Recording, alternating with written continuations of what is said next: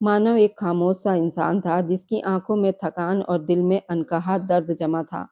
वह दर्द जो किसी को बताई नहीं जा सकती थी, जिसे वह खुद भी शब्दों में नहीं बांध पाता था। बस इतना पता था कि उसकी जिंदगी में कुछ ऐसा टूट चुका है जिसे जोड़ना आसान नहीं। उसी टूटन को थोड़ी देर भूलने के लिए वह उस जगह पर आ बैठा था जहां जाना कोई शरीफ आदमी पसंद नहीं करता। मगर आज उसे समाज की परवाह नहीं थी, बस अपने दिल का बोझ हल्का करना था। उसी धुंधली रोशनी और अजीब सी खामोशी के बीच उसकी नज़र वंशिका पर पड़ी। एक मजबूर सी लड़की जो बड़े सपने लेकर निकली थी और उन्हीं सपनों के पीछे भागते भागते आज यहाँ आ पहुंची थी। वंशिका डर से कांप रही थी, उसकी आंखों में बेबसी थी और उसकी हर कोशिश अपनी इज्जत बचाने में कमजोर पड़ती जा रही थी। तभी उसकी नज़र मानव से टकराई। उस एक नज़र में दोनों ने एक दूसरे का दर्द पहचान लिया। जैसे बिना बोले ही दिल ने दिल से बात कर ली हो। मानव उठा, उसके कदमों में कोई जल्दबाजी नहीं थी, बस एक सुकून देने वाली मजबूती थी। वह उसके सामने खड़ा हुआ और धीरे से उसे अपने पीछे कर लिया। उस पल वंशिका के कांपते हाथ अनजाने में मानव की उंगलियों से छू गए और उस स्पर्श में कोई डर नहीं था, सिर्फ भरोसा था, ऐसा भरोसा जो लंबे समय बाद दोनों को मिला था। वंशिका की आंखों से आंसू बह निकले, दर्द के नहीं, बल्कि उस सम्मान के जो उसे अचानक मिल गया था। और मानव के सीने में कुछ पिघल सा गया था, जैसे किसी ने उसके जमे हुए दिल पर हाथ रख लिया हो। उसने धीमी आवाज में कहा, क्या तुम मुझ पर भरोसा कर सकती हो? वंशिका ने बिना शब्द कहे सिर हिला दिया, क्योंकि कभी कभी जवाब आंखों से ही निकल जाते हैं। उसी बदनाम सी जगह पर बिना शोर शराबे के दो टूटे हुए इंसानों ने एक दूसरे का हाथ थाम लिया, और वह हाथ थामना किसी रस्म से कम नहीं था। वह एक वादा था, सम्मान का, साथ का और नई शुरुआत का। वहां खड़े खड़े ही उन्होंने एक दूसरे को अपनाया, जैसे दर्द से थके दो दिलों ने फैसला कर लिया हो कि अब वह एक दूसरे का सहारा बनेंगे। उस पल ना कोई ढोल था, ना कोई भीड़, फिर भी वह शादी सबसे सच्ची थी। ये कहानी उस दिन शुरू हुई थी जब मानव टूटा हुआ उस जगह पर पहुंचा था। शकुंतला बाई के कोठे पर आज अलग ही चहल पहल थी। वहां बैठा आदमी उस हॉल की रौनक को बढ़ा रहा था। वह कोई आम आदमी नहीं था। हवाएं आज ठंडी चल रही थी। फैन की चरचराहट उस चुप्पी में और भी तेज लग रही थी। और लंबे सोफे पर अकड़ा बैठा, अपने दोनों कोहनियां घुटनों पर लगाए, उंगलियां मोड़े बैठा था। तभी वहां पर एक कमसीन लड़की, आंखों में लाली थी, ऐसी लाली जो रात भर के रोने से नहीं, अंदर कोई चीज टूटने की वजह से थी। कुछ पल रुकी और शब्दों में सांस भरी, जैसे हर सांस के साथ कोई याद फिर सीने में घुस रही हो। कुछ पलों के बाद दरवाजे के पास खनकती चूड़ियों की आवाज आई।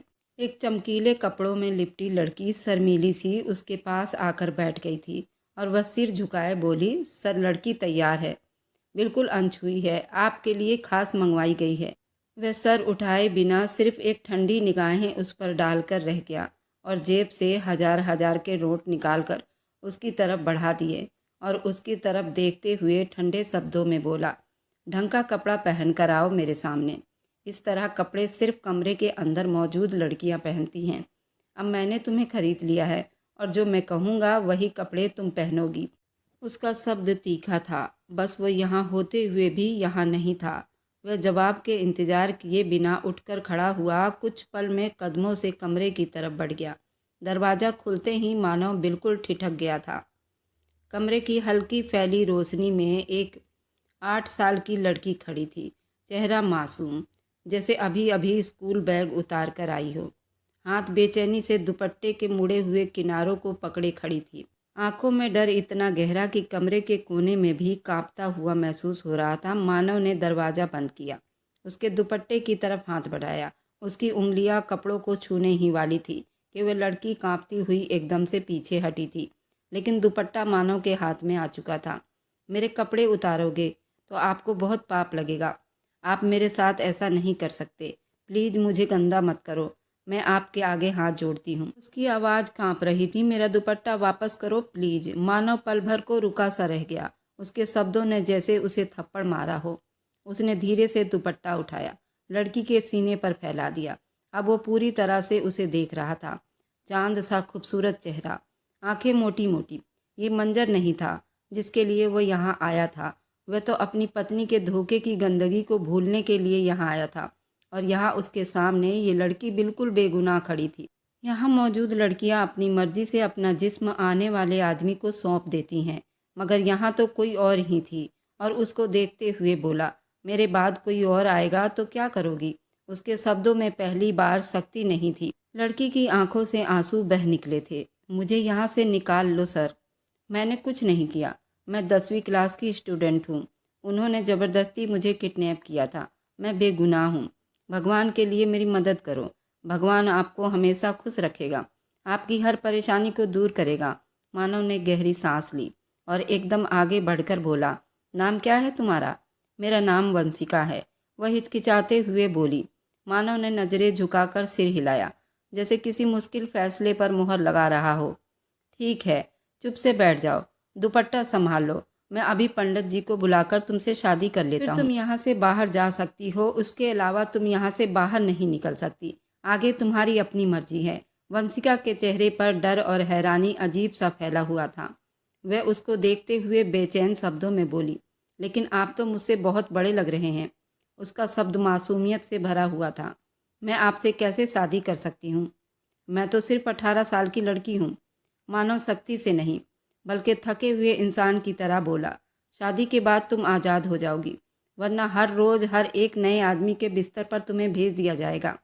इज्जत की ज़िंदगी बिताना चाहती हो या फिर ये गंदगी भरी ज़िंदगी चाहिए? फैसला अब तुम खुद कर सकती हो। लड़की का गला रुंध सा गया।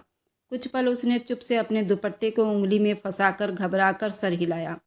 ठीक है सर, मैं कर लूँगी आपसे शादी। मुझे यहाँ से निकाल लो। मैं ऐसी गंदी जगह पर नहीं रहना चाहती। मैं पिछले 2 दिनों से यहाँ बहुत तकलीफ़ में हूँ। प्लीज़ मुझे यहाँ से निकाल लो। मैं हमेशा आपकी एहसानमंद रहूँगी। मानव ने हल्का सा सिर हिलाया। आंखों में अजीब सी नमी थी। तो तैयार रहना, मैं अभी आता हूँ। वह मुड़कर दरवाज़ा खोलता। कदम मजबूत थे मगर दिल भारी थे और बाहर चलता चला गया। कमरे में सिर्फ वंशिका की सिसकने की आवाज़ रह गई थी और वह कांपता हुआ दुपट्टा जो अभी उसके हाथों में सहारा ढूंढ रहा था। कुछ देर बाद हॉल की हवा में अभी भी वैसा ही सन्नाटा था। दीवारों पर लटके बल्ब रोशनी छोड़ रहे थे, जिसमें हर चीज़ के साए लंबे थके हुए महसूस होते थे। मानो सोफे के किनारे पर बैठा, आगे की तरफ झुका हुआ था, जैसे उसके दिमाग में कई फैसले तैयार हो रहे हों। सामने शकुंतला बाई अपने रोब और गुरूर में बैठी थी, चूड़ियाँ बजाती बेफिक्र से उसे देख रही थी और उसको देखते हुए गंभीर शब्दों में बोली, 60 लाख लगेंगे इस लड़की को यहाँ से ले जाने में। तो ठीक है, 60 लाख में डील डन कर रहा हूँ। उसके बाद तुम्हारा उस लड़की से कोई संबंध नहीं होगा। न परेशान करोगी, न मिलने की हिम्मत करना, और अगर तुमने ऐसा कोई भी काम करने की हिम्मत की, याद रखना तुम्हारे साथ मैं कुछ भी कर सकता हूँ। मानव का शब्द गुस्से में भरा हुआ था। सिर्फ फैसला। शकुंतला बाई के होठों पर हल्की सी चालाकी की मुस्कुराहट आ गई थी। 60 लाख के बाद तो हम इस लड़की का नाम भी नहीं लेंगे। आप बस पैसे दे दो, लड़की आपकी हो गई। हमने ऐसी कई तरह की डील की है, मगर इतना पैसा हमें किसी से नहीं मिला। तुम्हारी औरत यहाँ पर कभी आई थी, इस बारे में यहाँ या कहीं भी कोई बात नहीं होगी। इस बात से तुम बेफिक्र रहो। मानव गहरी सांस लेकर बोला, ठीक है, मैं तुम्हारे अकाउंट में ट्रांसफ़र करवा देता हूँ। कैश लोगी या? शकुंतला बाई आंख दबाकर बोली, कैश। आधा ट्रांसफ़र कैश में कर देना। अब कुछ पैसे हमारे हाथ में भी तो हो, इंसान को खुशी मिलती है। तुम समझ रहे हो ना साहब, हम क्या कहना चाहते हैं? वह बेअसर सर हिलाकर बोला, पंडित जी आ रहे हैं, अभी शादी करूँगा और आज ही यहाँ से सारे बंधन बनाकर बाहर निकलूँगा। लेकिन याद रखना, अगर तुमने मेरी होने वाली पत्नी के साथ कोई भी रिश्ता जोड़ने की ज़रूरत की या फिर उसकी बात की, ये पैसे भी वापस लूँगा और तुम्हारा ये बदनाम कोठा हमेशा के लिए बंद करवा दूँगा। शकुंतला बाई ने खनकती चूड़ियाँ बजा दी। जैसा आपको अच्छा लगे साहब, हम तो यही कहेंगे कि सब कुछ ठीक से हो, अच्छे से बीत जाए। चाहे हमारी तरफ से ना कभी पहले आपको कोई शिकायत मिली है और ना आज आपको शिकायत मिलेगी। ये वादा है मेरा। हॉल में कुछ मिनट और ज़्यादा खामोशी हो गई। मानव का चेहरा पत्थर की तरह सख्त था, मगर आंखों में फैसला लिखा हुआ था। कुछ देर के बाद एक हल्की सी खटखटाहट दरवाजे पर पड़ी। 2 बूढ़े आदमी धोती पहने, माथे पर तिलक लगाए वहां पहुंच चुके थे। मंडप सजाया जा चुका था। पंडित जी ने अपनी रस्म शुरू कर दी थी। पंडित जी का पैर छूते उनका आशीर्वाद लेते हुए पंडित जी ने उसकी तरफ देखते हुए धीमी आवाज में बोले, मानव साहब, इस जगह पर बुलाया है आपने? सब ठीक तो है ना? पंडित जी को अजीब सी घबराहट हो रही थी। आज से पहले इन गलियों से कभी गए भी नहीं थे, लेकिन इतने बड़े बिजनेसमैन मानव ने आज उन्हें उस बदनाम गली की सबसे बदनाम बिल्डिंग में खड़ा करवा दिया था। मानव ने एक पल को नज़र झुकाई, फिर संभल कर बोला, हाँ सब ठीक है पंडित जी, मुझे अभी शादी करनी है इस लड़की से। वह अंदर है। पंडित जी ने बड़ी आराम से सर हिला दिया। जी जी बिल्कुल, बुला लो उसे, हम इंतज़ाम कर लेते हैं। उन्होंने बात को और ज़्यादा नहीं बढ़ाया था। मानव के सामने बात करने की परमिशन किसी को भी नहीं थी, इसलिए पंडित जी भी अपने शब्दों को बड़ी संभाल कर बोल रहे थे। मानव ने अपने आदमी को इशारा किया, फिर दुल्हन को वहां बुलाया गया था और पंडित जी ने कार्यक्रम शुरू किया था। पंडित जी ने अपने कुछ मंत्र पढ़े थे, उन दोनों का जयमाला हुआ था और फिर बड़े साधारण तरीके से फेरे डलवाकर शादी को संपन्न किया गया था। कुछ पलों के बाद हल्की सी गुनगुनाहट हॉल में गूंज गई थी। लाल दुपट्टे चेहरे पर झुकाए वंशिका धीरे कदमों से अंदर आई। उसकी उंगलियां दुपट्टे के किनारों पर सिमटी हुई थी। वो मानव के बराबर में बैठ गई थी, इस तरह जैसे खुद को बचा रही हो, दुनिया से नहीं, अपने डर से। हॉल में पल भर को पूरी चुप्पी छा गई थी। लड़कियां हसरत भरी नजरों से वंशिका को देख रही थी, जो उसके साथ आई थी, इज्जत से ही विदा होकर उस बदनाम कोठे से जा रही थी, एक ऐसे आदमी के साथ जिसके नाम से ही हर आदमी कांपता था। पंडित जी ने पहले मानव को देखा। मानव ने हल्के सिर के इशारे से परमिशन दे दी थी। पंडित जी ने नरम लेकिन साफ शब्दों में सारे मंत्र पढ़ाए थे। शादी संपन्न करवाई गई थी। बस सिर्फ उस लड़की को आज़ाद करने के लिए ये रिश्ता जोड़ दिया गया था। पंडित जी ने कागज पर साइन किए, क्योंकि वह कानूनी तौर से भी शादी करना चाहता था। हॉल में एक अजीब सी चुप्पी फैली थी, जो किसी कैद के टूटने पर किसी जिम्मेदारी की शुरुआत के बीच खड़ी होती है। वंशिका के हाथ कांप रहे थे। मानव ने बस इतना कहा, अब तुम बिल्कुल सुरक्षित हो, डरने की कोई ज़रूरत नहीं है, मैं हूँ तुम्हारे साथ। उस एक शब्द ने उसकी सारी टूटी हुई आंसुओं में सुकून की पहली हल्की बूंद भर दी थी। शादी पूरी होने के बाद पंडित जी ने अपनी दान दक्षिणा ली और फिर वहाँ से चले गए। उनके जाने के बाद मानव खड़ा हो गया था। साथ शकुंतला बाई भी खड़ी हो गई थी। उसकी आंखों में देखते हुए बोला, ज़्यादा कुछ नहीं, बस इतना कहूँगा, ये अब मेरी जिम्मेदारी है। अगर तुम्हारे किसी भी चालाकियों ने षड्यंत्र किया तो मुझसे बुरा कोई नहीं हो सकता। याद रखना, मैं अपने परिवार की औरतों को लेकर हद से ज़्यादा ही जज्बाती रहता हूँ, ये बात तुम्हें पता होना चाहिए। शकुंतला बाई ने सिर झुका लिया था, जबकि वंशिका का हाथ थामे सीधा बाहर की तरफ बढ़ गए थे। उसके आदमियों ने जल्दी से गाड़ी के दरवाजे खोले थे, जबकि वह चुपचाप उसमें बैठकर अपने फ्लैट की तरफ सवार हो गया था। इरादा तो हवेली में जाने का था, मगर फिर कुछ सोचकर वहां जाने से अपने कदम रोक लिए थे और फिर वह अपने फ्लैट की तरफ चला गया था।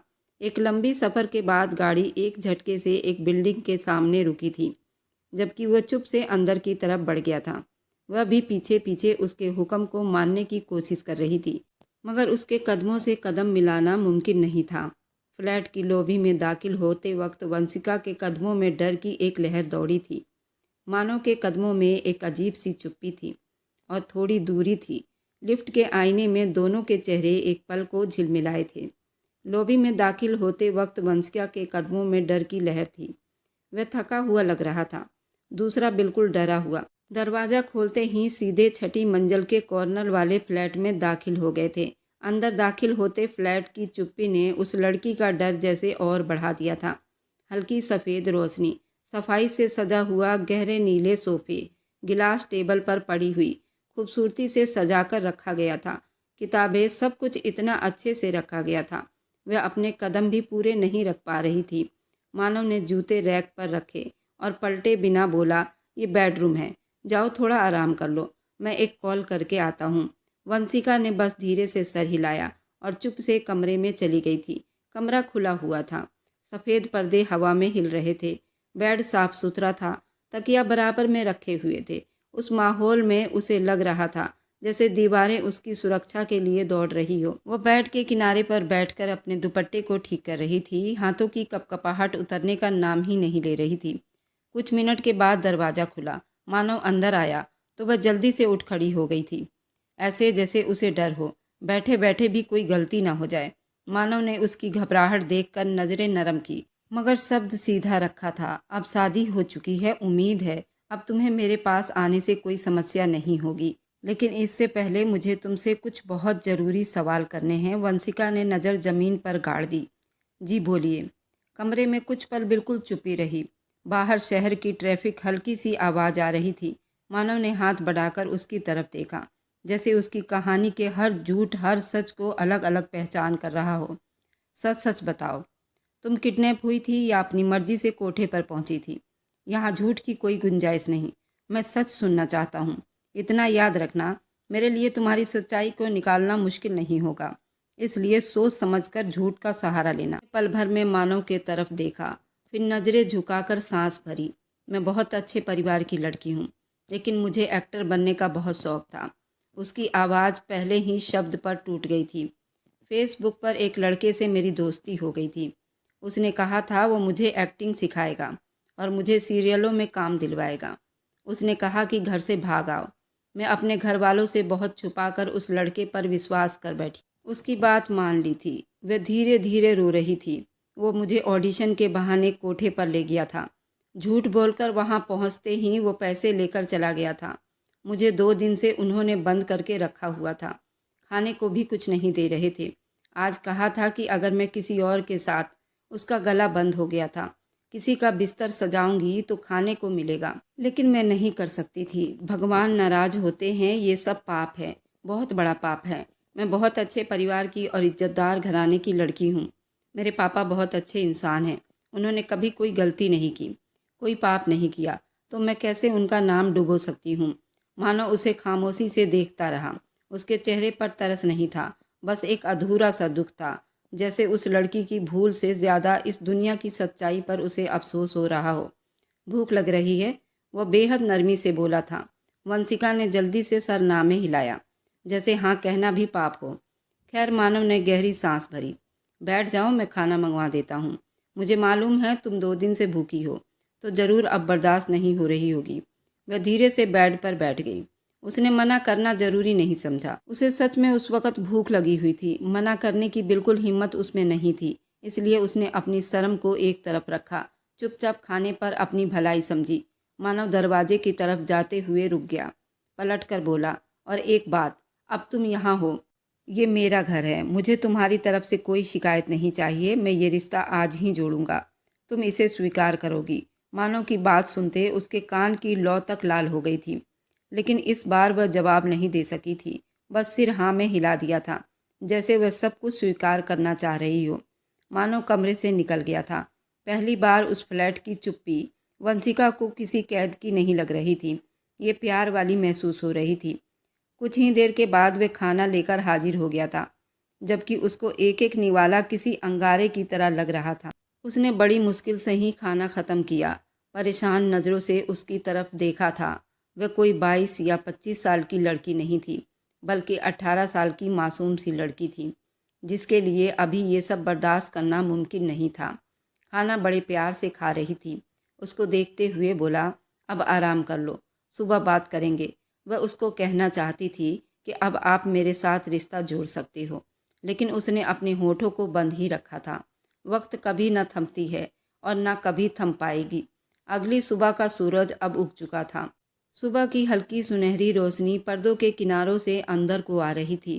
फ्लैट में एक अजीब सी चुप्पी सी चहल पहल थी, ना बहुत तेज थी ना बहुत कम, बस इतनी कि वह लड़की के बेचैन दिल को जगा गई थी। वंशिका की आंख नींद और थकान के बीच झूल रही थी। कुछ पलों तक वह सीधी लेटी रही, जैसे दिमाग अपनी जगह पर वापस लौट रहा हो। फिर अचानक उसके होश हवास लौटे थे। वह झटके से उठकर बैठ गई थी। उसके सामने ही मानव खड़ा था।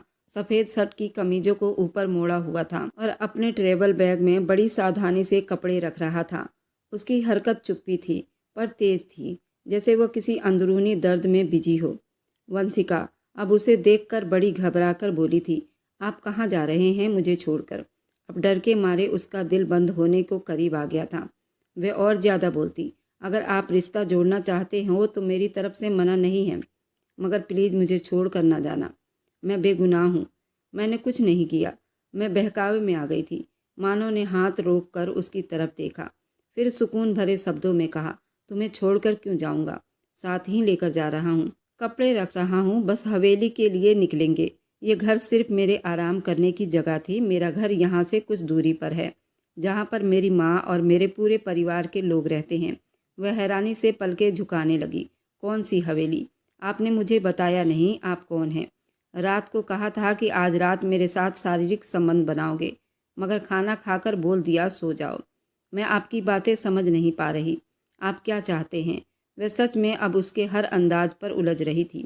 मानव बैग की जिप खींचते हुए बोला, मैंने इसलिए मना किया था कि तुम दिमागी तौर पर डिस्टर्ब हो जाती, लेकिन याद रखना ये सिर्फ कल के लिए था। आज ऐसा कुछ नहीं होगा। रात में तुम्हारे करीब आऊँगा, हर कीमत पर। ये मेरा अधिकार है, तो तुम मुझे मेरा अधिकार लेने से नहीं रोक सकती हो। खैर, उठ जाओ, फ्रेश हो जाओ। नाश्ता लगवा दिया है, बाहर डाइनिंग टेबल पर लगवा दिया है, साथ में ही नाश्ता कर लेते हैं। वह हल्की परेशान होती बोली, किसने बनाया? कौन आया था इस घर में? वह एक पल के लिए डर सी गई थी। मानव ने एक पल उसे देखा, जैसे उसे पहली बार उसकी मासूमियत महसूस हो रही हो। मैं मानव हूँ, एक बहुत बड़ा बिजनेसमैन। मेरे नीचे कई कंपनियां काम करती है और ये सब नाश्ता एक नौकरानी बना गई है। अब तुम जाओ, फ्रेश हो जाओ, हमें जल्दी निकलना होगा। वंशिका धीरे से उठी, दुपट्टा संभाला, कुछ कदम आगे बढ़ाकर रुक गई थी। एक बात पूछूं आपसे? मानव साहब, वह हाथ में गाड़ी की चाबी घुमाता हुआ रुका था। कहो। वंशिका ने कुछ पल चुप्पी में बिताए थे, जैसे हिम्मत इकट्ठी कर रही हो। फिर बोली, आपकी उम्र तो मुझसे ज़्यादा लगती है, जैसे आप 35 साल के हो। तो आप शादीशुदा होंगे ना? आपकी पहली पत्नी? मानव का चेहरा पल भर को बेरंग हो गया था, जैसे किसी ने पुराने जख्म की सिलाई खोल दी हो। ये तुम्हारी समस्या नहीं, ये मेरी समस्या है। वह धीरे से मगर मजबूत शब्दों में बोला, अब मैं आपकी पत्नी हूँ। मुझे पता होना चाहिए आपकी ज़िंदगी में कौन है और कौन था। वह अधिकार जताते हुए बोली थी। मानव ने नज़र उठाकर उसकी तरफ ऐसे देखा, जैसे ये फैसला कर रहा हो बताए या न बताए। फिर उसकी आवाज़ धीमी और कड़वी निकल रही थी, मगर गुस्से में थी। पहली पत्नी नहीं रही, अपने आशिक के साथ धोखा देकर भाग गई है। मैंने उसे रंगे हाथों पकड़कर डिवोर्स भी दे दी है। कुछ और सुनना है? वंशिका के होंठ कांपने लगे थे। उसने जल्दी सर झुका लिया था। मेरा इरादा आपका जख्म छेड़ने का नहीं था। वह और ज़्यादा कुछ कह पाती, इससे पहले ही मानव ने थोड़े शब्दों में कहा, जाओ चेंज करो, ज़्यादा बातें बनाने की ज़रूरत नहीं। वह पलटने ही लगा था कि ठहर कर एक और बात सीधे शब्दों में बोला, और रही बात शारीरिक संबंध बनाने की, तो बात तो मैं आज पूरा दिन तुम्हारे पास रहूँगा। खुद को दिमागी तौर पर तैयार कर लेना। रात को मैं तुम्हारे साथ वह सारा संबंध बनाऊंगा। एक बार फिर अपनी बात दोहराया था। उसके शब्दों में सीधा ऐलान था, जैसे वह अपने अधिकार का फैसला सुना रहा हो। वंशिका का चेहरा खो सा गया था। वह तेजी से जी जी कहकर जल्दी से वॉशरूम में गायब हो गई थी। दरवाज़ा बंद करते ही उसने गहरी सांस ली, एक ऐसी सांस जो डर और शर्मिंदगी और नई जिंदगी के भारी बोझ से भरी हुई थी। बाहर मानव फ्लैट की खामोशी में खड़ा कुछ पल तक सोचता रहा, जैसे किस्मत ने एक बार फिर उसे एक अनचाहा रिश्ता थमा दिया हो, मगर अब वो पीछे नहीं हट सकता था। नाश्ता चुप्पी से ही खाया गया था और फिर वह उसे लिए सीधा हवेली के तरफ निकल पड़ा था। एक लंबा सफ़र तय करने के बाद वे दोनों हवेली पहुंच चुके थे। आंगन में गाड़ी रुकी थी। एक झटके के साथ उसका जिस्म आगे हुआ, जैसे जमीन ने एक पल को सांस रोक ली हो। बाहर चुप्पी थी, मगर अंदर उसके दिल की धड़कन बड़ी तेज चल रही थी। मानव ने गाड़ी का दरवाज़ा खोला, आधा मुंह उसकी तरफ मोड़ा और सख्त आवाज़ में बोला, हवेली के अंदर बहुत सी जुबानें चलेंगी, तुम चुप रहना।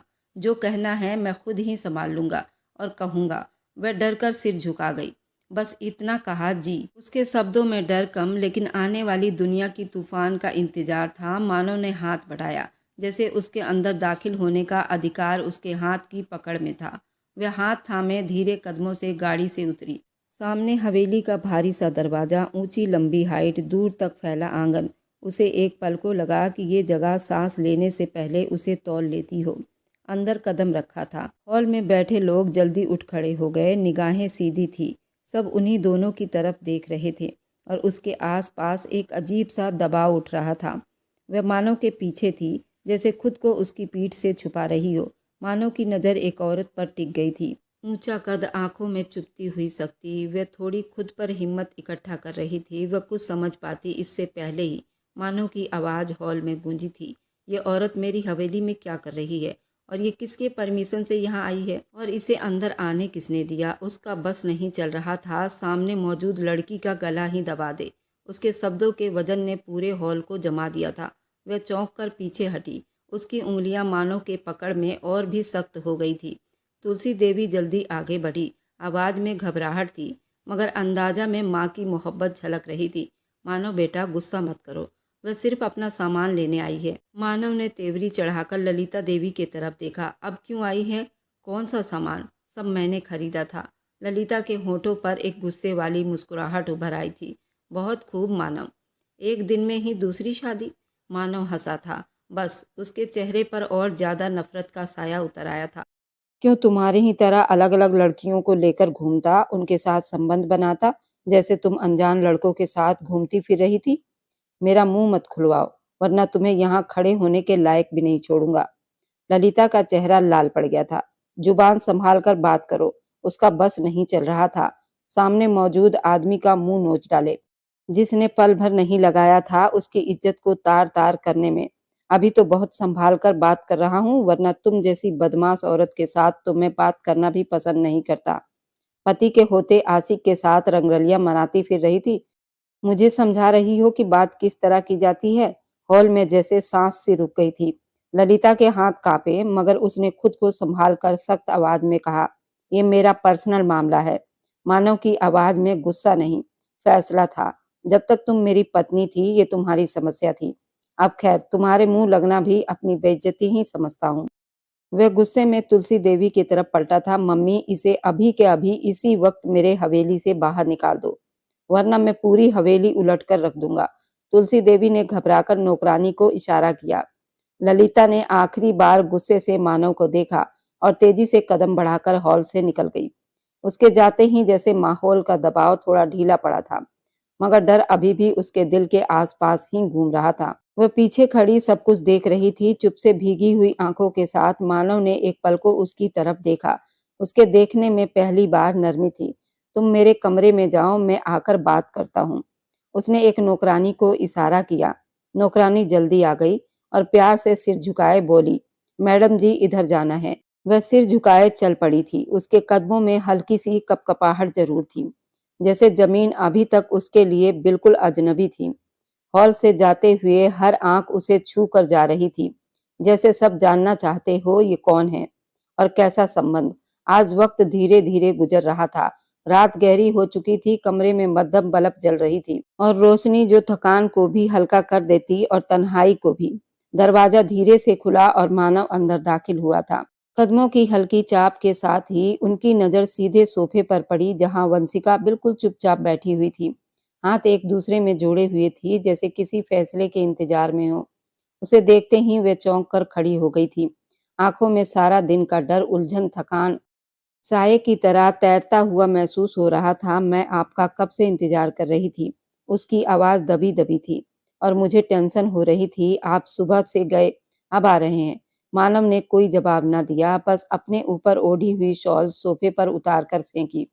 खुद भी वहीं बैठ गया, जैसे कई बोझ उसके कंधों पर लटके हुए हों। हाँ, थोड़ा हवेली के कामों में बिजी हो गया था, उसने थके हुए शब्दों में कहा। फिर उसकी तरफ सवालिया नजर उठाकर देखा। तुम इंतजार क्यों कर रही थी मेरा? खाना वक्त पर नहीं मिला क्या? जी, वक्त पर मिल गया था खाना। उसने धीरे से सांस ली। लेकिन इस घर में तो मैं सिर्फ आपको ही जानती हूँ।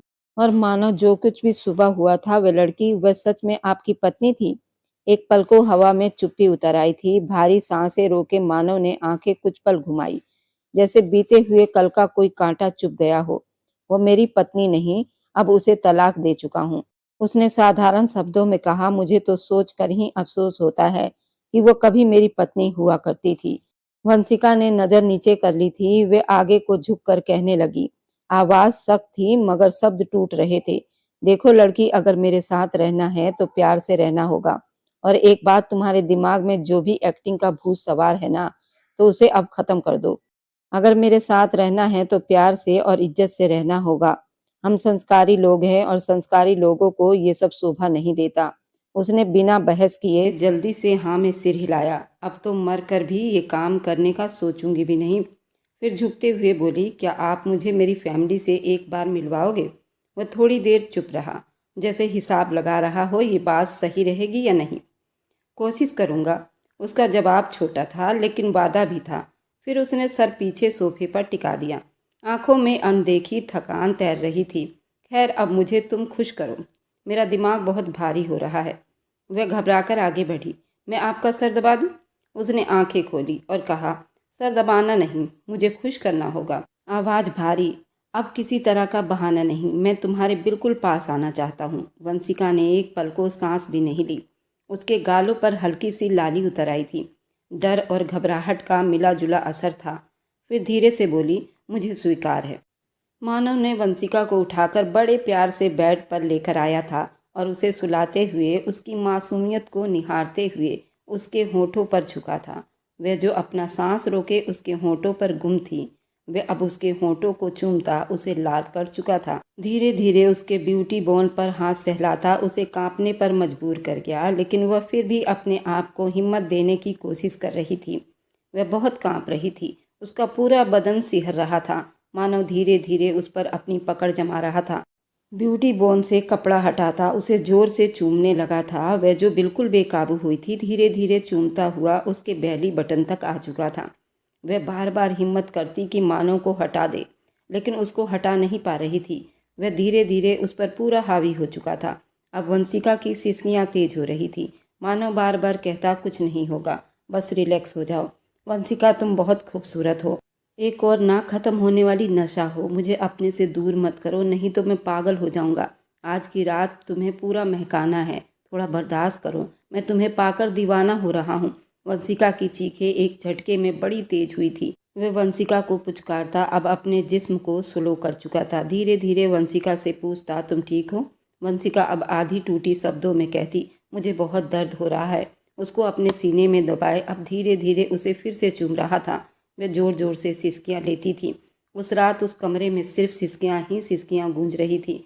कमरे में जैसे हवा बदल गई थी। चुप्पी की जगह अब गहरी नजदीकियों की आवाज उतर आई थी। बाहर रात अपनी रफ्तार से चल रही थी, मगर दोनों के बीच की दूरियां कुछ सांसों में मिटने वाला था। पूरा बिस्तर खराब हो चुका था। उसे गोद में उठाते बाथरूम ले जा चुका था। वंशिका का पूरा शर्म और झिझक वो एक ही रात में खत्म कर देना चाहता था। उसे बाथरूम में शावर के नीचे खड़ा करता, उसके ऊपर फिर से हावी हो चुका था। इस बार वंशिका भी हिम्मत इकट्ठा कर अब आहें भर रही थी। उसको सोचने समझने का मौका दिए बिना उसकी सांसों को अपनी पकड़ में ले गया था और धीरे धीरे उसका जिस्म खुद में समेटने लगा था, जबकि वह आंखें बंद किए उसकी मोहब्बत बर्दाश्त करती जा रही थी। रात धीरे धीरे बीतती जा रही थी। अगली सुबह का सूरज पूरा आग उगलता हुआ उदय हुआ था। वे दोनों सुबह के सूरज की पहली किरण पर ही जाग गए थे। सुबह की रोशनी खिड़की के पर्दों से छन छन कर उनके कमरे में आ रही थी। कमरे में हल्की सी ठंडक थी। सोफे पर बैठी चुपचाप अपने हाथों की उंगलियां मोड़ रही थी। रात की सारी घबराहट अभी भी उसके दिल में धड़क रही थी। उसे समझ नहीं आ रहा था रात जो कुछ उसके साथ हुआ वह उसे किस तरह स्वीकार करे। अभी वह अपने ख्यालों में ही गुम थी जब अचानक दरवाजा एक झटके से खुला।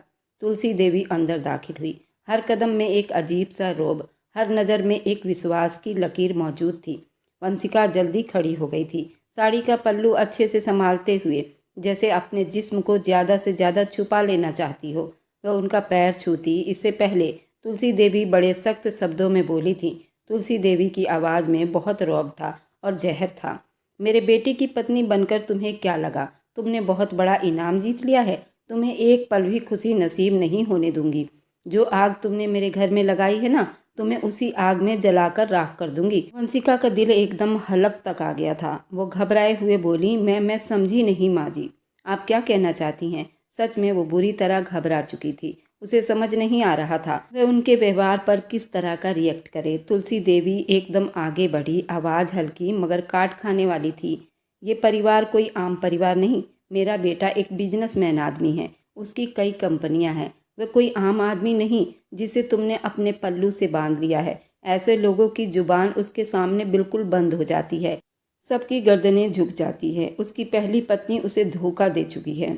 अगर तुमने भी धोखा देने का सोचा, उन्होंने उंगली सीधी उसके चेहरे के सामने उठाई, याद रखना तुम्हारी चिता भी 2 मिनट में जलाकर रख दूंगी। और तुम अभी, ये शब्द अधूरा रह गया था। बाथरूम का दरवाजा एकदम खुला। मानव बाहर आया, तौलिया कंधे पर, चेहरे पर ताजगी थी। तुलसी देवी की जुबान उसी पल चुप हो गई थी। वंशिका ने दबे कदम पीछे हटाकर नजरें झुका ली थी। मानव ने दोनों को देखा, फिर सीधा अपनी माँ की तरफ बढ़ा था। चुप क्यों हो गई माँ? आवाज़ बिल्कुल नॉर्मल, बेहद कंट्रोल, मगर अंदर कहीं एक धमाका भड़क रहा था। तुलसी देवी ने जल्दी शब्द संभाल लिया, मैं तो बस यही समझाने आई थी। मानव ने एकदम आगे बढ़ा। अब दोनों आमने सामने थे। अपना शब्द पूरा करती इससे पहले कि वह उनकी बात काट कर बोला, जिसे आपको समझाना था उसे तो आपने समझाया नहीं। वह आपकी नाक के नीचे इसी घर में रहते हुए गुल खिलाती रही, और जिसे मैं खुद समझा लूँगा उसे आप खड़ी होकर समझा रही हैं। क्या मैंने आपसे बोला है कि आप मेरी पत्नी को जरा भी समझाइए? तुलसी देवी ने नज़रें चुराने की कोशिश की। मेरा मतलब वो नहीं था। वह बात पूरी करती इससे पहले ही वो मतलब समझा गया था। मेरी पहली शादी आपकी पसंद से हुई थी ना? वह कितनी चली आप भी जानती हैं। आप इस पर उंगली उठाएंगी, ये बात आप अपने दिमाग में बैठा लो। आपकी पसंद पर मैंने एक शब्द भी नहीं कहा था। उसकी शादी से पहले कितने बॉयफ्रेंड थे, वह कितनों से मिलती थी, और आपके नाक के नीचे वह सब कुछ होता रहा। ऐसी लड़की के लिए आपसे जिस लड़की पर हाथ रखा, मैंने अपना सर झुका लिया, आपका हुक्म बजा लाया। लेकिन अब मैं आपको इस चीज़ की बिल्कुल भी परमिशन नहीं दूंगा कि आप मेरी पर्सनल ज़िंदगी में कुछ भी बोलें। उनकी आंखें आश्चर्य से फैल गई थी। वह रुका नहीं था, बल्कि और ज़्यादा बोला, याद रखो आप यहाँ सिर्फ अपना कंट्रोल चाहती थी।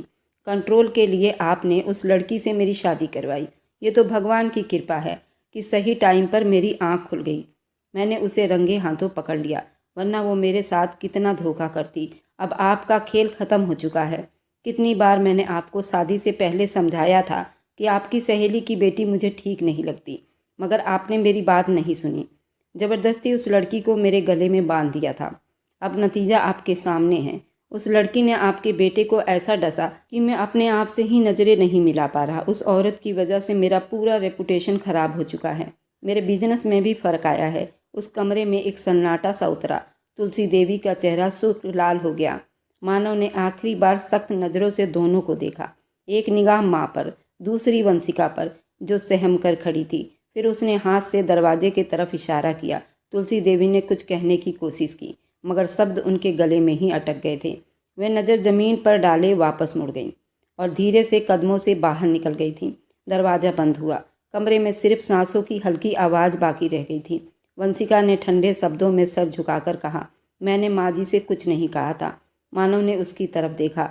इस बार निगाह में सख्ती नहीं थी, बस थकी हुई गंभीरता मौजूद थी। मुझे पता है सब। तुम्हें इसके बारे में सफाई देने की ज़रूरत नहीं। तुम यहाँ अपने कमरे में आराम से रहो। ज़्यादा किसी की बातों को सुनने की ज़रूरत नहीं, सिवाय मेरे। अब कमरे में रोशनी बदल रही थी, लेकिन रिश्तों में भी अब काफ़ी बदलाव आने लगा था। वक्त धीरे धीरे बीतता जा रहा था। 2 दिन के बाद दोपहर, हल्की धूप थी। हवेली के किचन में बर्तनों की खनक बाकी थी। नौकरानी बर्तन धो रही थी, जबकि वंशिका एक कोने में खड़ी चुपचाप उसे देखे जा रही थी, जैसे अपने आप को किसी काम में बिजी कर लेना चाहती हो। कुछ पल बाद तेज कदमों की चाप सुनाई दी थी। तुलसी देवी दरवाजे के अंदर दाखिल हुई। उनकी नज़रें सीधे वंशिका पर आकर रुक गई थी।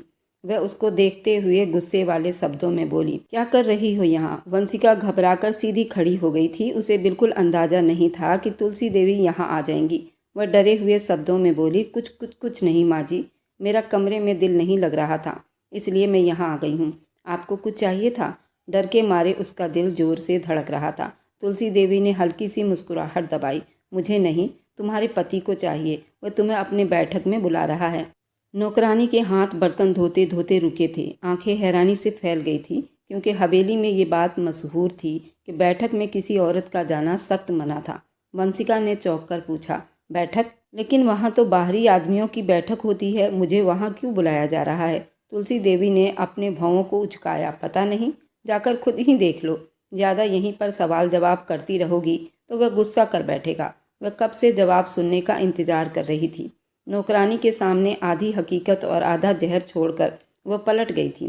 पीछे नौकरानी ने वंशिका को तरसती हुई नज़रों से देखा था, मगर कुछ कहने की हिम्मत नहीं थी, क्योंकि वह जानती थी अगर कुछ कहेगी तो उसकी अपनी नौकरी चली जाएगी। इसलिए वह चुपचाप अपने काम में बिजी हो गई थी। तुलसी देवी को ये लड़की बर्दाश्त नहीं थी, क्योंकि तुलसी देवी को पता चल गया था कि मानव इसे कहाँ से ब्याह कर ले आया है। वे अपना वंश ऐसे बदनाम गली की लड़कियों से तो कभी नहीं चलाना चाहती थी। इसी वजह से वंशिका के पीछे हाथ धोकर पड़ी हुई थी। जबकि तुलसी देवी की सहेली की बेटी का शादी से पहले उसके कितने बॉयफ्रेंड थे। तुलसी देवी तो इसे अनजान थी, लेकिन मानव ने उसे रंगे हाथों पकड़ा था। मानव को पिछले 3 सालों से वह धोखा दे रही थी। उस दिन जब मानव रेस्टोरेंट में अपने क्लाइंट के साथ बैठा था, सामने वाली सीट ही उसकी पत्नी ने बुक करवा रखी थी। उस पर 3 लड़के बैठे हुए थे और वह बहुत मज़े से बात कर रही थी। वह तीनों लड़के आपस में दोस्त थे और उन तीनों दोस्तों की ये अकेली गर्लफ्रेंड थी।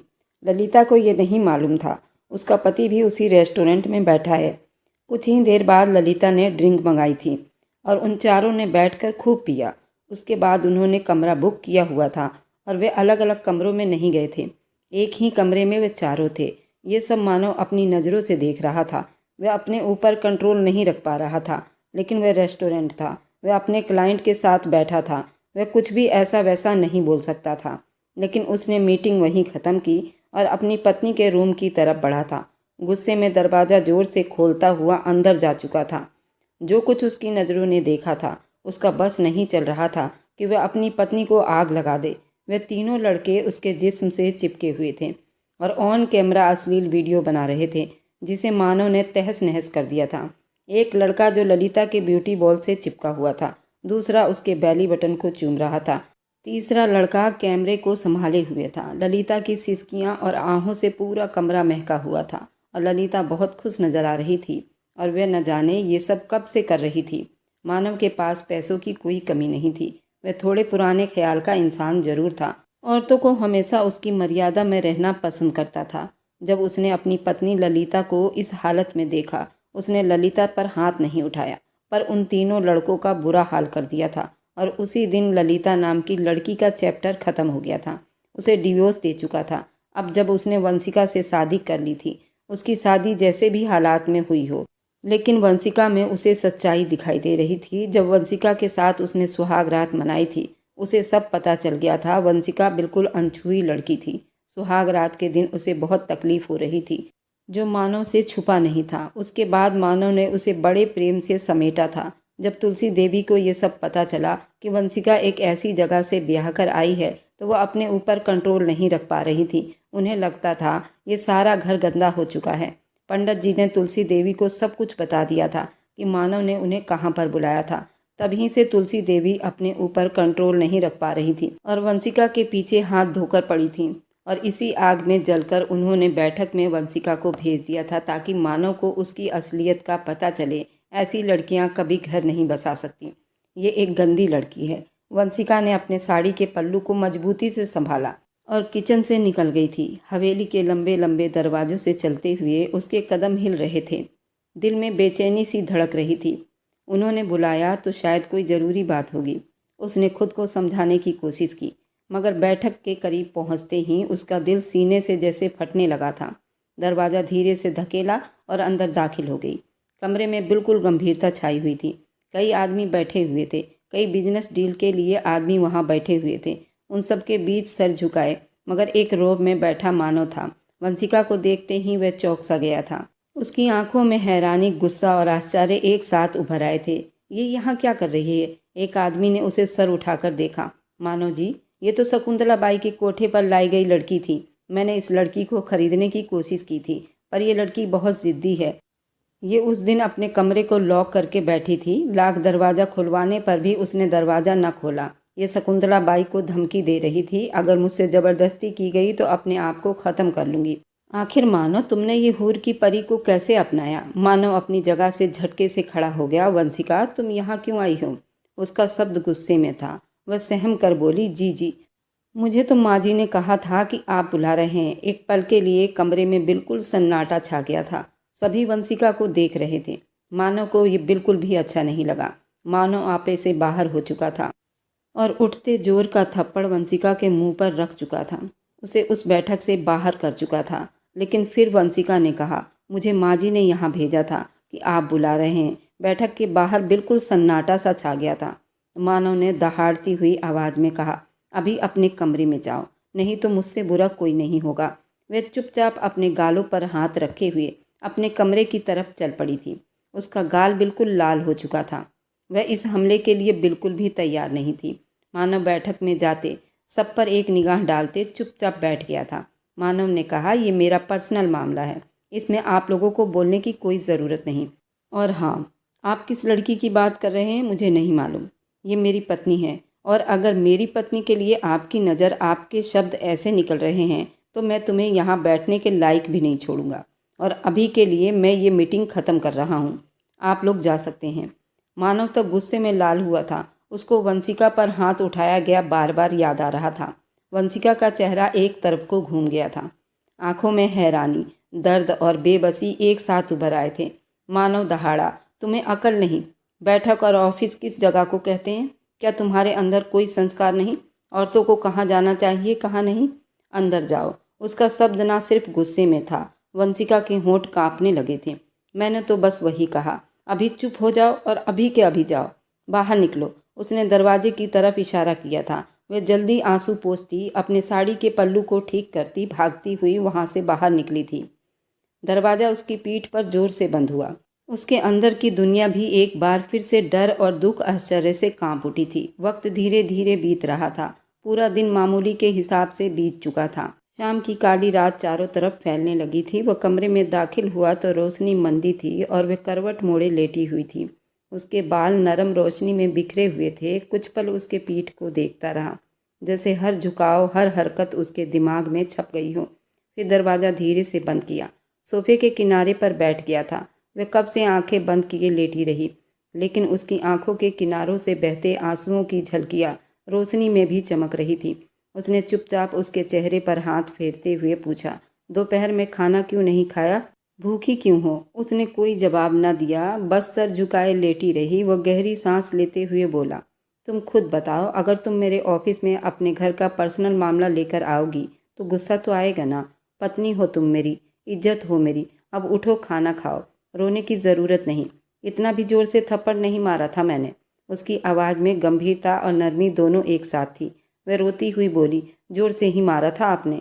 मेरी तो कोई गलती भी नहीं थी। आपकी माँ ने ही कहा था कि आप मुझे वहाँ बुला रहे हैं। मानव ने उसका हाथ पकड़ा और बेड पर बिठाते हुए बोला, तुम्हें जब पता है कि मेरी माँ तुम्हें पसंद नहीं कर रही हैं और इस तरह की हरकत कर बैठेंगी, तो क्या तुम अपनी अकल इस्तेमाल नहीं कर सकती थी?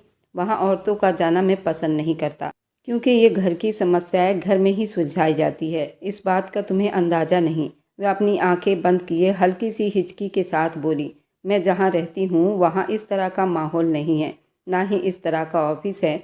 मानव की आवाज़ में अभी भी नरमी थी। लेकिन मेरी जान, यहाँ सब होता है। तुम एक बिजनेसमैन की पत्नी हो। यहाँ पर मीटिंग भी होता है, यहाँ पर बैठक भी है, और बाहर के लोगों की बातें भी होती हैं, और घर की समस्याएं घर में ही सुलझाई जाती है। वह थोड़ी देर चुप रही, फिर सर झुकाए बोली, अभी भी मुझे डांट रहे हैं? मेरी कोई गलती नहीं थी। मानव ने एक पल के लिए उसके आंसुओं से तर चेहरे को देखा, फिर धीरे से बोला कि तुम बिल्कुल बच्ची हो, अकल नहीं है तुम्हें। अच्छा चलो उठ जाओ प्लीज़, कुछ खाओ, नहीं तो तबीयत खराब हो जाएगी तुम्हारी। वह मुंह बनाए उठ गई। उसके होठों की हल्की सी कपकपाहट ने उसके डर और जज्बात की कहानी सुना दी। मानव ने चम्मच उठाया, धीरे धीरे खाना उसके मुंह में रखा, नरम आवाज में कहा, तुम्हें खाना खाना चाहिए, तुम्हें मजबूत रहना चाहिए, बस आराम से खाओ। उसके हाथों से खाना लेने लगी। थोड़ी झिझक रही थी, फिर विश्वास उसके चेहरे पर झलक उठा था। वह उसके आंसू साफ करने लगा। उसके चेहरे की लकीरों में थकान और डर को प्यार भरी नज़रों से देख रहा था। उसने उससे हल्की सी हंसी में कहा, देखो तुम्हारे बिना ये सब कुछ अधूरा लगता है। वह सर झुकाए बोली, आप बहुत अच्छे हैं, मुझे समझ आ रही है। मानव ने उसके कंधे पर हाथ रखते हुए कहा, बस अब आगे का रास्ता तुम्हारे लिए भी सुरक्षित होना चाहिए। तुम आराम से खाओ, फिर मैं यहाँ तुम्हारे साथ रहूँगा। कोई परेशानी नहीं, कोई डर नहीं। वह थोड़ी देर खाने में बिजी हुई। वह चुपचाप उसके सामने बैठा रहा, कभी चेहरे की तरफ देखता, कभी खाने की तरफ। उसकी मौजूदगी में उसका दिल अजीब सुकून महसूस कर रहा था। कमरे की चुप्पी में सिर्फ खाने की हल्की आवाज़ और कभी कभार उसके हल्के आंसुओं की आवाज़ सुनाई दे रही थी। मानव ने इसके बालों में हाथ फेरा, कहा, देखो सब कुछ ठीक हो जाएगा, बस तुम समझदारी से काम लेना। वह सर झुकाए बस उसकी बातें सुनती रही, और पहली बार दिल में एक छोटा सा सुकून महसूस हुआ था। वह जानती थी ये जगह डर की नहीं बल्कि सुरक्षा की जगह बन चुकी है। वक्त धीरे धीरे बीतता जा रहा था। अब उस हवेली में रहते हुए उसे 4 महीने बीत गए थे। उस बीच उसने ज़्यादा वक्त कमरे में ही बिताया था। वह बाहर जाने से डरती थी। उसे इतना समझ आ चुका था उसकी सास उसे पसंद नहीं करती, इसलिए उसने अपना एक दायरा चुन लिया था। आज मामूली सा ही दिन था। वह कमरे में बैठी चुपचाप अपनी सोचों में मगन थी। अचानक एक नौकरानी अंदर आई थी।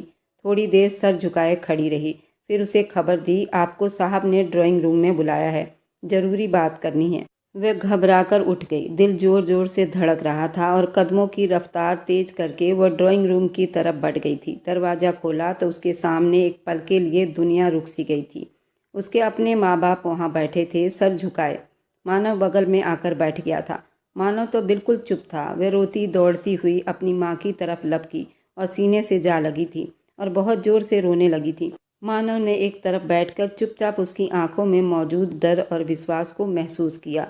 उसकी माँ ने धीरे से उसे गले लगाया, नरम शब्दों में बोली, बस चुप हो जाओ मेरी बच्ची, कुछ नहीं हुआ, सब ठीक है। उसके बाप ने भी सर पर हाथ रखते हुए कहा, हम तुम्हारे साथ हैं, बस सुकून से बैठो। रोती हुई बोली, मैंने कुछ नहीं किया, सब उस लड़के की गलती थी, मुझे वहाँ पर वो ले गया था। उसके पापा ने चुपचाप उसके बालों में हाथ फेरा, उसे थपथपाया। उसकी माँ ने उसे धीरे से सहारा देते हुए कहा, हाँ हमें सब पता है बेटा, मानव साहब ने हमें सब कुछ बता दिया है, तुम्हें परेशान होने की ज़रूरत नहीं। ये तो तुम्हारी किस्मत अच्छी है कि तुम यहाँ पहुँच गई हो। मानव एक बहुत बड़ा बिजनेसमैन है, ये बहुत अच्छे इंसान है। वह थोड़ी देर रुकी, फिर भीगी आंखों से मानव की तरफ देखा, सर झुकाए बोली, मुझे विश्वास है मेरी बेटी अपना घर अच्छे तरीके से बसाएगी और मुझे तुम्हारी तरफ से कभी कोई शिकायत नहीं मिलेगी। मानव चुप रहा, बस उसे गौर से देख रहा था, जैसे उसकी हर हिचकी और हर डर को समझ रहा हो। वह रोते हुए बोली, हाँ मैं कभी कोई शिकायत का मौका नहीं दूंगी, जो मौका देना था वह दे चुकी हूँ। फिर उसने अपने पिता की तरफ ध्यान दिया और सर झुकाया, पापा आपने मुझे माफ़ कर दिया है ना? उसके बाप ने धीरे से सर पर हाथ रखते हुए कहा, हाँ मैंने तुम्हें माफ़ कर दिया बेटी। अगर तुम्हारा पति मानव ना होता तो मैं कभी तुम्हें माफ़ नहीं करता, लेकिन अगर तुम उनकी पत्नी बन गई हो तो तुम्हारे अंदर कोई ना कोई अच्छाई ज़रूर होगी, क्योंकि ये इंसान बहुत अच्छे हैं। उसने एक बार फिर भीगी आंखों से अपने पिता की तरफ देखा और उस पल उसके दिल में सुकून और विश्वास की एक लहर दौड़ गई थी। मानव चुपचाप बैठा उस मंजर को देख रहा था और एक तरफ उसके हाथ को थोड़ा सा सहारा देकर उसे विश्वास दिलाने की कोशिश कर रहा था, वह अब सुरक्षित है। थोड़ी देर अपने माँ बाप के सीने से चुपचाप लगी रही, फिर धीरे से आंखें साफ की और सर उठाया। उसकी माँ ने मुस्कुराकर कहा, चलो अब उठो, सब कुछ ठीक हो गया है। उसके माता पिता दोनों ही बहुत खुश थे। उसकी माँ बोली, भगवान की कृपा है, अब मैं समझ गई हूँ कि सब कुछ ठीक हो जाएगा। मानव ने उसे देखा, एक हल्की सी मुस्कुराहट के साथ कहा, बस यही काफ़ी है, बाकी सब कुछ तुम्हारे लिए आसान हो जाएगा। तुमने डर और परेशानी के बाद भी हिम्मत दिखाई, यही तुम्हारी असल ताकत है।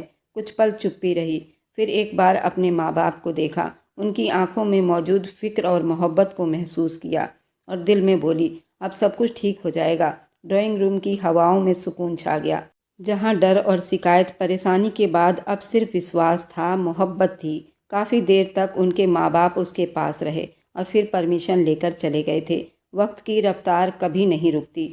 पूरा दिन मामूली के हिसाब से बीत गया था। रात की मंदी रोशनी में डाइनिंग रूम में माहौल चुप था और खाने की ट्रे के लिए धीरे से दाखिल हुई थी। उसे अचानक जोर का चक्कर आया, जमीन पर बेहोश होकर गिर गई थी।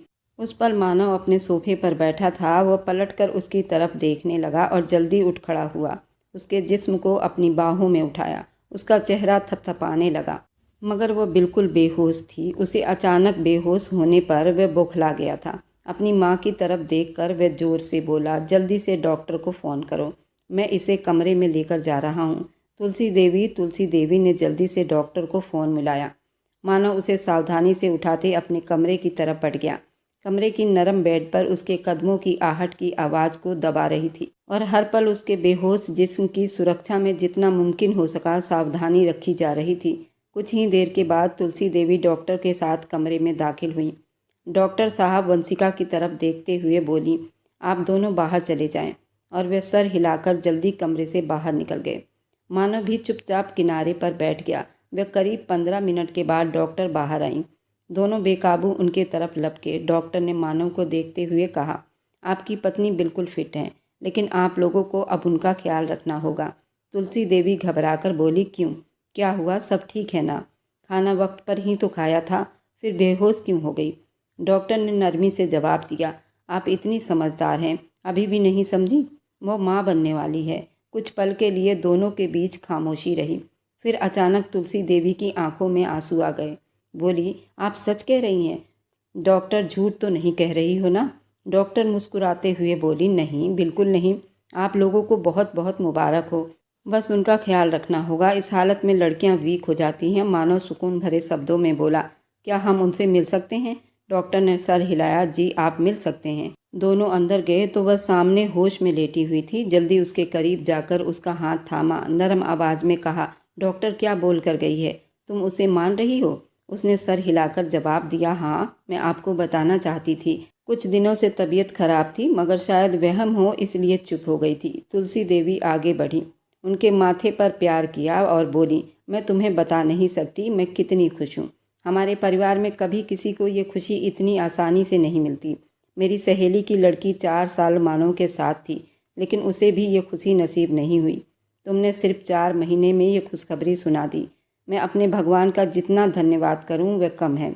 भगवान की कृपा है, अब सब कुछ ठीक हो गया है। ये कहकर वह बाहर की तरफ चली गई थी। तुलसी देवी को अब अपनी बहू वंशिका पर प्यार आने लगा था, क्योंकि वंशिका के माँ बाप भी तुलसी से मिलकर गए थे और सारी सच्चाई तुलसी देवी अब जान चुकी थी। उनके जाने के बाद वह मुस्कुराती निगाहों से उसे देख रहा था। उसके हाथ को थामकर बोली, मैं आपको कैसे धन्यवाद करूं? आपने मुझे मेरी फैमिली भी दी और सब कुछ इतना अच्छा हो गया। वह बोला, अच्छा, बस तुम अपना ख्याल रखो, मैं तुम्हें बता नहीं सकता मेरे जज्बात अभी कैसे हैं। उसने सर हिलाकर कहा, मैं जानती हूँ, मैं सब जानती हूँ, पर पिता के लिए ये पल बहुत कीमती होता है। कमरे की चुप्पी सिर्फ नरम रोशनी, हल्की सांसों की आवाज़, प्यार की लंबी लंबी सिसकियाँ थीं। मानव ने उसके हाथ पर हाथ रखते हुए कहा, बस यही काफ़ी है, बाकी सब तुम्हारे लिए आसान हो जाएगा। उसकी आंखों में देखकर वह चुपचाप मुस्कुराई और दिल ही दिल में बोली, अब सब कुछ खुशियों से भरपूर है। वक्त की रफ्तार अपनी तेजी पर थी। 6 महीने के बाद चांदनी रात की नरम रोशनी में लॉन में हवा हल्की लहरों की तरह बह रही थी। वह एक बड़ी सी चादर में अपना सर छुपाए, घुटनों को सीने से लगाए बैठी हुई थी। ऊपर तारों से भरा आसमान देख रही थी। हर सितारा जैसे उसके दिल की चुप्पी को झलका रहा था। अचानक से उसे अपने पीछे हल्की सी आहट महसूस हुई। वह पलटी तो मानव धीरे से उसके पास बैठ गया था। वह कुछ कहती, लेकिन उसने जमीन पर बैठकर उसके पाँव में पहने जूतों पर लगी हुई मिट्टी अपनी ओढ़ी हुई शॉल से साफ करते हुए हंसते हुए कहा, तुम्हें बिल्कुल होश नहीं रहता। कहाँ मिट्टी में खेल रही थी? तुम्हारे जूते कितने गंदे हो रहे हैं। वह जल्दी बोली, आप क्या कर रहे हैं? ऊपर बैठो, नौकरानियां देख रही हैं। मानव ने मुस्कुराते हुए कहा, तो क्या हुआ? पत्नी के कदमों में बैठा हूँ, किसी महबूबा के तो नहीं। वह थोड़ी शर्माते हुए बोली, लेकिन अच्छा तो नहीं लगता। आप मेरे पति हैं, आप ऊपर बैठिए। मानव हंसते हुए बोला, ये पति अपनी पत्नी से बहुत खुश है। मेरा बस चले तो तुम्हें अपने सर पर बिठाकर पूरी रिश्तेदारी में घुमाऊं। वह मुस्कुराकर बोली, पहले तो थप्पड़ मारा करते थे मुझे। मानव ने नरमी से कहा, आपका नौकर आपके कदमों में बैठा है। महारानी साहिबा, आप सजा दें। हम हर सजा के लिए तैयार हैं। आप बोलो तो अपनी गर्दन काटकर तुम्हारे चरणों में अर्पण कर दूं। वह हंसते हुए बोली, भगवान न करे आपका साया मेरे बच्चों पर हो और आप बिल्कुल सलामत रहें। मानव ने धीरे से उसके पेट पर हाथ रखा, उसके बराबर में बैठकर आंखों में मोहब्बत भरकर बोला, मुझे तो हर पल भारी लगता है। पता नहीं ये वक्त कैसे बीतेगी, लेकिन वह पल जब मैं अपनी नन्ही सी जान को अपनी गोद में लूँगा, वह जब मुझे पापा बोलेगी, जब मैं पापा बन जाऊँगा, मैं तुम्हें बता नहीं सकता मैं कैसा महसूस कर रहा हूँ। उसने उसकी तरफ देखकर सर हिलाया और अपनी नरम आवाज़ में बोली, मेरे साथ भी ऐसा ही है। हर पल आपके बिना अधूरा लगता है। आपकी हर बात, हर कदम मेरे लिए कीमती है। मानव ने उसके हाथ को अपने हाथ में थाम लिया और दिल की गहराई से बोला, तुम्हारी मौजूदगी मेरे लिए सब कुछ है। तुम मेरे लिए सिर्फ पत्नी नहीं, मेरी दुनिया हो। हर खुशी, हर गम, हर पल मैं तुम्हारे साथ जीना चाहता हूँ। वह आंखों में नमी लिए उसके पास झुकी और बोली, मैं भी आपसे इतनी ही मोहब्बत करती हूँ। आपके बिना जिंदगी का मैं सोच भी नहीं सकती। आपके बिना मेरा हर दिन अधूरा लगता है। चांदनी में दोनों के चेहरे रोशनी में नहाए हुए थे। मोहब्बत और सुकून के अजीब मिले हुए असर थे। मानव ने धीरे से उसके बालों को अपने हाथों में लेकर कहा, बस तुम खुश रहो। तुम्हारा और हमारे नन्हे मेहमान का ख्याल रखना मेरी सबसे बड़ी जिम्मेदारी है। उसने एक पल के लिए आंखें बंद करके सर हिलाया, फिर मुस्कुराते हुए बोली, मैं हर पल आपके साथ रहना चाहती हूँ। आप और मेरी मोहब्बत हमेशा कायम रहेगी।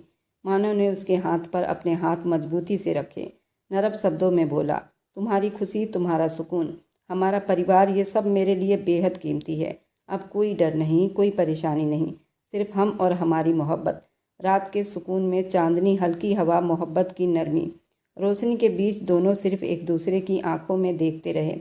दिल की हर धड़कन, हर पल एक दूसरे के लिए सुरक्षित, कीमती महसूस हो रही थी। उस पल चुप्पी में जिंदगी अपने सबक सिखा रही थी।